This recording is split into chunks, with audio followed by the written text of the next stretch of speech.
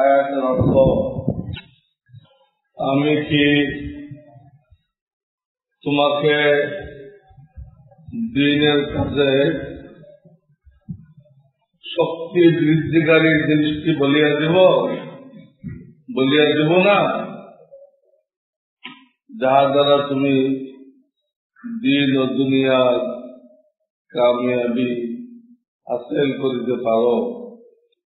এরপর নবীজি বললেন, উহা হইল আল্লাহ তাআলাকে স্মরণকারীদের মজলিস। দিনের কাজ শক্তিশালী করে কিসে? ওই মজলিসে বসতে হবে, যে মজলিসের লোকেরা আল্লাহকে স্মরণ করে। আর যখন তুমি একাকী থাকো, তখন তোমার জিহ্বাকে আল্লাহর জিকির দ্বারা শিখতে হবে। তো আমাদেরকে জিকির করে মজলিসে বসা, আমলকে মজবুত করার তৌফিক রাখতে হবে। আমি আপনার নিকটে ক্ষমা প্রার্থী, কারণ কয়েক ভাই আমাদের এলাকায় আপনার গীবত করেছিল, আর আমি তা শুনেছিলাম, প্রতিবাদ করিনি। আমাকে মাফ করে দিবেন। মাফ করে দিলাম, কারণ সত্যিকার অর্থে যারা আমাদের দুশ্চর্চা করে, তারা একদিক দিয়ে অনেক বড় খায়ের কাজ,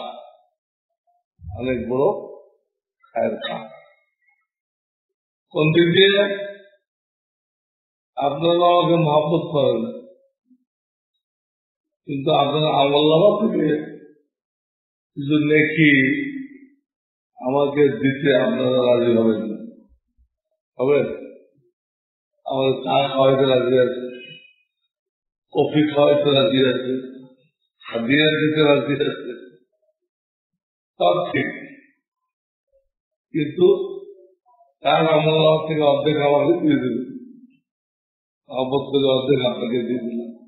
কেউ করবে এটা? যারা আমার বিবাদ, তারা আমার এই সেবাটা তাদের কষ্ট অর্জিত দেখি মুফতে আমাকে দিয়ে দিচ্ছে। এই জন্য আমার উচিত ওই লোকগুলো যদি পাই, সেই লোকগুলো কিছু কিছু হাদিয়া দেওয়া। আপনারা এমন বন্ধুর কাজ করছে, কেউ করে না। তাদের মাপ চাই, আমি সাথে সাথে মাফ করে দেব। আসল বন্ধুর কাজ করছে, তাদের মাপ চাইলে সাথে সাথে মাপ।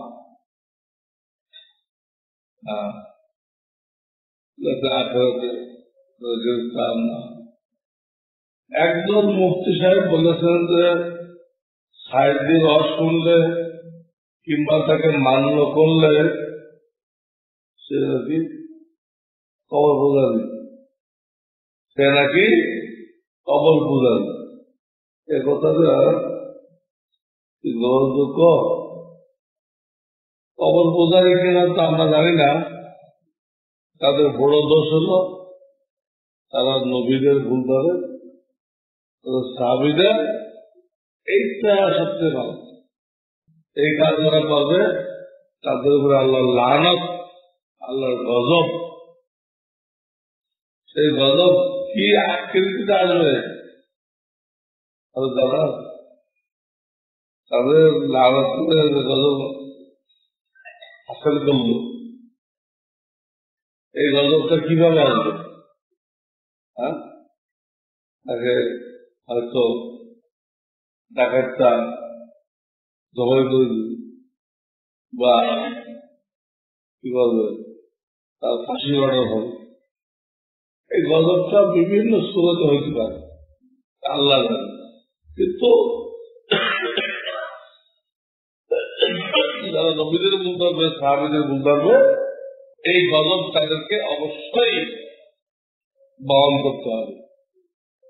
আজ বোধহয় খাইব, ছাড়বে না।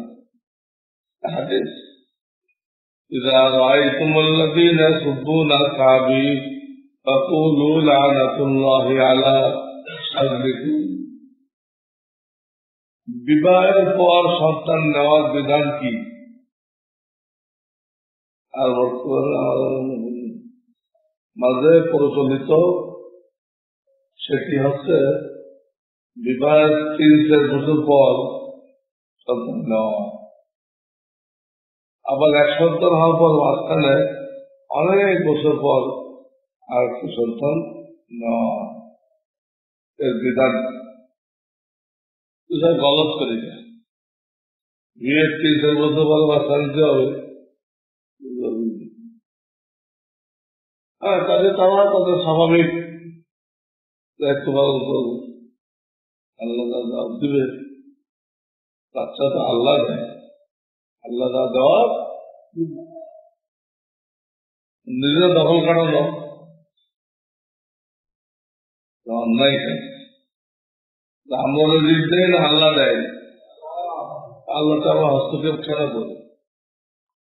এতে সমস্যা হয়। প্রথম বিবাহ করে বাচ্চা নিতে যারা দেরি করে তারা পরে আর ওসব মহিলাদের বাচ্চা হয় না। বিয়ের পরে যারা বাচ্চা নিতে দেরি করে বাচ্চা হইতো, কিন্তু বিভিন্ন গলত পন্থায় তারা এটাকে নষ্ট করে দিচ্ছে। না আমাদের না শুকুরি নেব, বাচ্চা হইতো সে হইতে দিচ্ছে না। আল্লাহ নারাজ হয়ে এমন ব্যবস্থা করে যখন সে সন্তান নিতে চাইবে আল্লাহ দিবে না। কোন আমল দ্বারা দেহের বৃদ্ধি পায়? গোনা বর্জন করলে ব্রেন বৃদ্ধি পায়, মিষ্টি দ্রব্য খাইলে ব্রেন বৃদ্ধি পায়, আবার নামাজের পরে মাথায় হাত রেখে আল্লাহ একটা নাম হইয়া কবিউ 11 বার করতে হয়। তো ব্রেন বৃদ্ধি। কোন আল্লাহ আল্লাহর নিকটে ইসলামের জন্য যাওয়া সকলের জন্য কি জরুরি? তাবলীগের সাথে সংশ্লিষ্টদের মধ্যে কেউ কেউ এটা বলে তাবলীগ করলে এর দ্বারাই তার ইসলাম হয়ে যায়। এগুলো কি সঠিক? বিলকুল সঠিক না। বিলকুল তাকে বলেন আপনি একটা লোক পেশ করেন, আপনি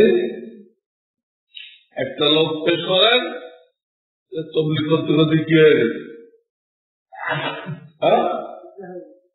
তবলিগ করতে করতে একটা লোক দেখান তো দুনিয়াতে দেখাতে পারবে নেখার ইচ্ছা সবসময় থাকা সত্ত্বেও অনেক সময় তারপর তো ভুলে যায়।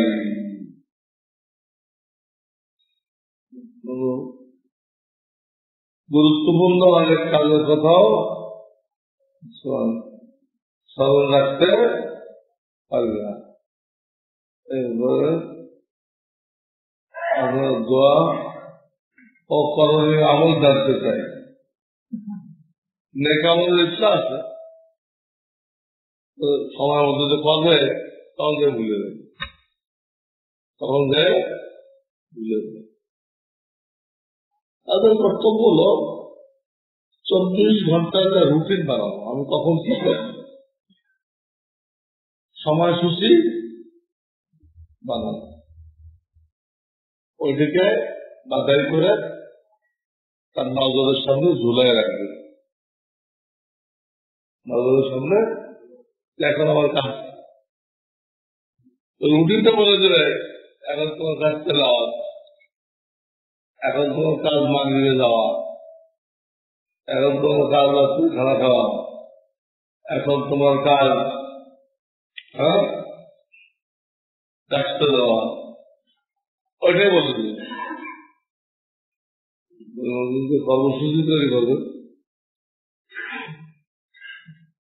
যারা এভাবে কাজ নেবে, তাহলে হয়তো ভুলে যায় করছে, ভুলে যাওয়ার সম্ভাবনা থাকবে না। সুবহানাল্লাহ। সেই জন্য